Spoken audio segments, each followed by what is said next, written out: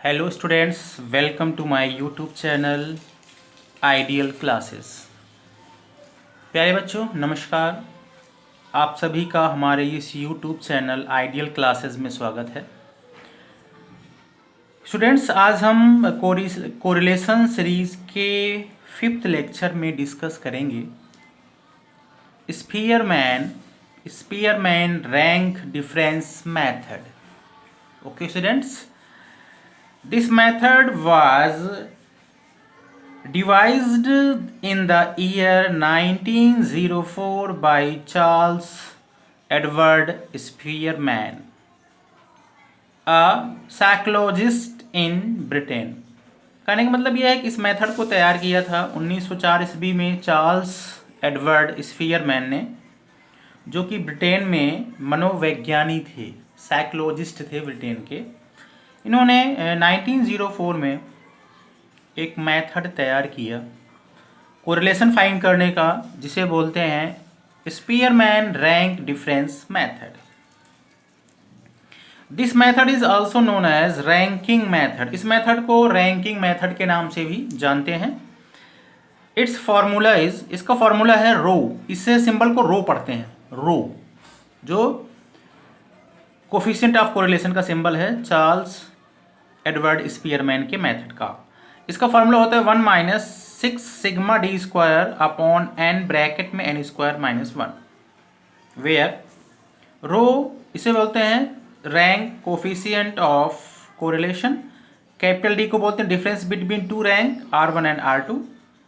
R1 R2 क्या होता है अभी क्वेश्चन में हम डिस्कस करेंगे। एंड n होता है नंबर ऑफ ऑब्जर्वेशन। ठीक है स्टूडेंट, ये है चार्ल्स एडवर्ड स्पीयरमैन के कोरिलेशन निकालने के मेथड का फॉर्मूला। अब हम क्वेश्चन लेते हैं। Problem first, calculate coefficient of correlation by rank method. Here x given है 75, 88, 95, 70, 60, 80, 81, 50 and y equal to given है 120, 134, 150, 115, 110, 140, 142 एंड 100। अब इसके हम सॉल्यूशन की बात करेंगे। दो डेटा हमें दिया गया है x और y, तो इनके बीच का हमें कोरिलेशन फाइंड करना है with the help of ranking method या with the help of Spearman rank difference method, जिनका फॉर्मूला होता है rho equal to 1 - 6 sigma D square upon N bracket में n स्क्वायर -1। अब हम सॉल्यूशन की बात करेंगे स्टूडेंट। सॉल्यूशन में हम क्या करेंगे, 1 2 3 4 5 6 कॉलम्स बनाएंगे। 6 कॉलम में फर्स्ट कॉलम में पहले जो है वेरिएबल या ऑब्जर्वेशन या ग्रुप का नंबर्स लिखेंगे एंड सेकंड कॉलम में सेकंड जो y है उसके नंबर्स लिखेंगे। तो हमने फर्स्ट कॉलम में लिखा x के नंबर्स को, और जो है 75, 88, 95, 70, 60, 80, 81 and 50 and y second table में y की वैल्यूज लिखेंगे, जो 120, 135, 150, 115, 110, 140, 142 एंड 100 है। अब हम थर्ड कॉलम में R1, सेकंड फोर्थ कॉलम में R2, फिफ्थ कॉलम में D एंड लास्ट कॉलम में D स्क्वायर लिखेंगे। R1 क्या होता है, R1 मतलब rank of first variable. Rank क्या होता है, सबसे हाईएस्ट नंबर वाले को 1 रैंक, उसके बाद के second rank, third rank, fourth rank देंगे। तो हम R1 मतलब फर्स्ट आपका वेरिएबल क्या है, x है, इसको हम रैंकिंग में कन्वर्ट करेंगे। इसमें सबसे ग्रेटर वैल्यू कौन सा है, 95, तो 95 के सामने 1 लिख दिया। उसके बाद क्या है, उससे कम क्या है 88, उसके सामने 2 लिख दिया। उसके बाद हमारा क्या है 81, उसके सामने 3 लिख दिया। उसके बाद 80 है, 4 लिख दिया। उसके बाद 75 है, उसके सामने 5 लिख दिया।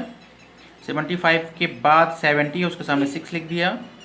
उसके बाद 60 है, उसके सामने 7 लिख दिया। और सबसे मिनिमम वैल्यू 50 है, उसके सामने लिख दिया 8। और टोटल नंबर भी क्या है 1 2 3 4 5 6 7 8। तो हमने ये इसको रैंक में कन्वर्ट कर दिया। अब R2 निकालेंगे। R2 मतलब सेकंड कॉलम को हम रैंक में कन्वर्ट करेंगे। तो सेकंड कॉलम में सबसे हाईएस्ट वैल्यू 150 है, इसके सामने 1 लिख दिया। 150 के बाद है 142, इसके सामने 2 लिख दिया। उसके बाद 140 है, उसके सामने लिख दिया 3। देन 134 है, उसके सामने लिख दिया 4। उसके बाद 120 है, उसके सामने लिख दिया 5। उसके बाद 115 है, उसके सामने 6 लिख दिया। उसके बाद 110 है, उसके सामने 7 लिख दिया। उसके बाद 100 है, सबसे छोटा, उसके सामने 8 लिख दिया। ठीक है स्टूडेंट, अब हम D निकालेंगे। D डिफरेंस का D का फॉर्मूला होता है R1 - R2। तो 5 - 5 0, 2 - 4 -2, 1 minus 1 0, 6 minus 6 0, 7 minus 7 0, 4 minus 3 1, 3 minus 2 1, 0, 8 minus 8 0। अब इसका कर लिए स्क्वायर। 0 का स्क्वायर 0 होता है, 2 का माइनस 2 का स्क्वायर 4 होता है, 0 का स्क्वायर 0, 0 का स्क्वायर 0, 0 का स्क्वायर 0, 1 का स्क्वायर 1, 1 का स्क्वायर 1। अब सबको ऐड कर लिया तो 4 और 1 5 और 1 6। यहाँ तक क्लियर हो गया स्टूडेंट।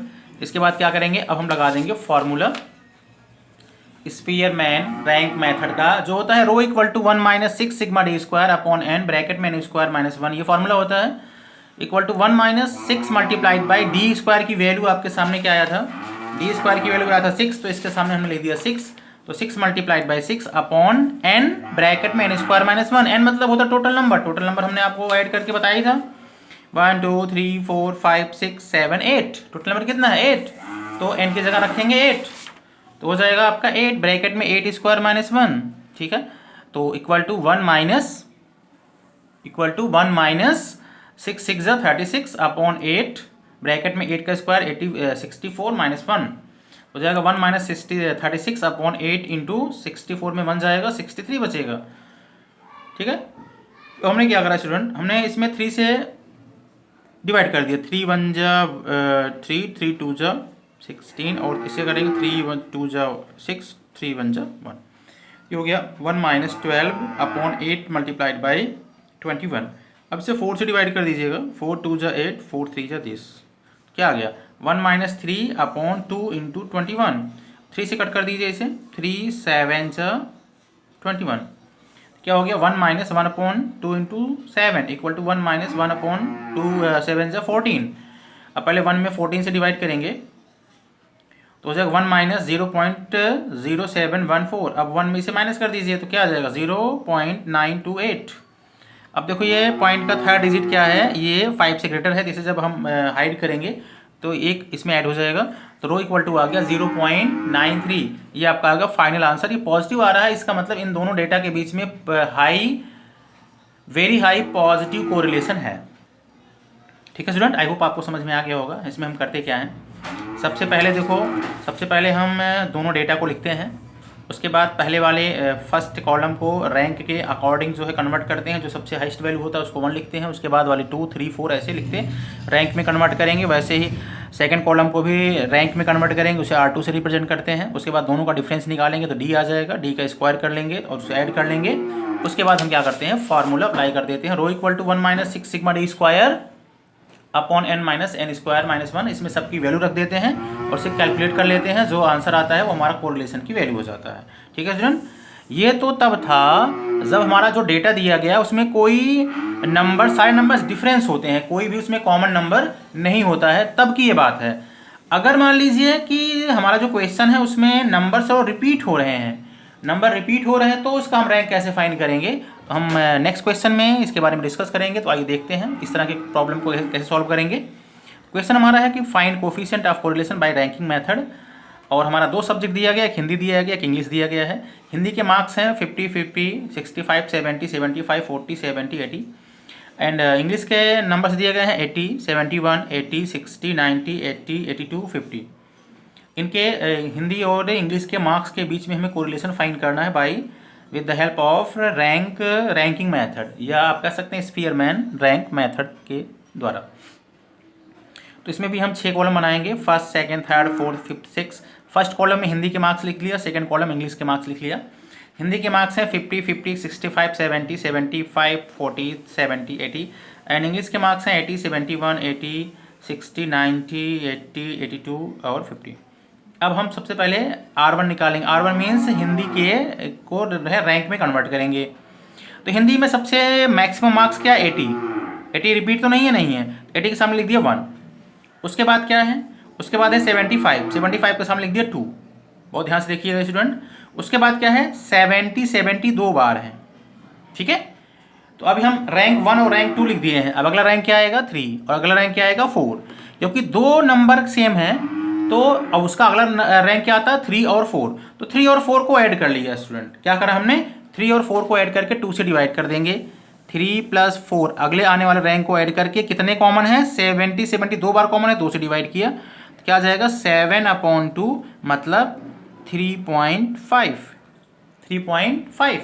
तो हमने इस 70 के सामने भी 3.5 रैंक लिख दिया, इस 70 के सामने भी 3.5 रैंक लिख दिया। हम 4 रैंक तक यूज कर चुके हैं।